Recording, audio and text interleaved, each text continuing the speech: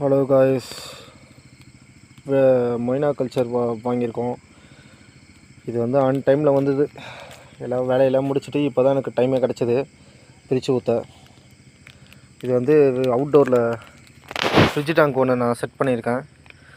அதில் தான் ரிலீஸ் பண்ண போகிறேன். பீட்டா ஃபிஷ்ஷோட ஃப்ரைஸுக்கெலாம் எல்லாம் இது ஒரு பீட்டா ஃபிஷ்ஷுன்னு இல்லை, கப்பி குட்டிங்க, கப்பியை வளர்க்குறதுக்கு மாலி ஃபிஷ்ஷு, எல்லா சின்ன ஸ்மால் வெரைட்டிஸ் எல்லாத்துக்குமே இது கொடுக்கலாம். ரிலீஸ் பண்ணிட்டேன் இன்றைக்கி தான். இது க்ரீன் வாட்டர் ஆட்டோமேட்டிக்காக வரும்.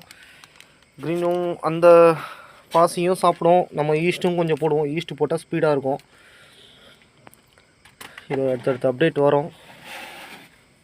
இது என்னென்ன எப்படி இதோட டெக்னிக்லாம் என்னென்ன இருக்குது, இதை பற்றியும் உங்களுக்கு ஒரு கிளியர் கட் ஒரு வீடியோ ஒன்று நான் போடுறேன்.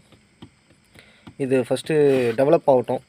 டெவலப் ஆகி முடிஞ்சதும் உங்களுக்கு நான் ஸ்டார்டிங்லேருந்து எப்படிலாம் உங்களுக்கு இதை வந்து ஈஸியாக பண்ணலாம், டக்குன்னு அடுத்தடுத்த ஸ்டேஜுக்கு கொண்டு போகலாம். நிறையா குவான்டிட்டி லெவலில் நிறையா வர்றது எப்படின்னு உங்களுக்கு நான் சொல்லி வீடியோ போடுறேன். அவுட்டோரில் செட்டப் பண்ணுறது இன்னும் நல்லது இன்டோரில் விட. என்னுடைய பர்சனல் சஜஷன்,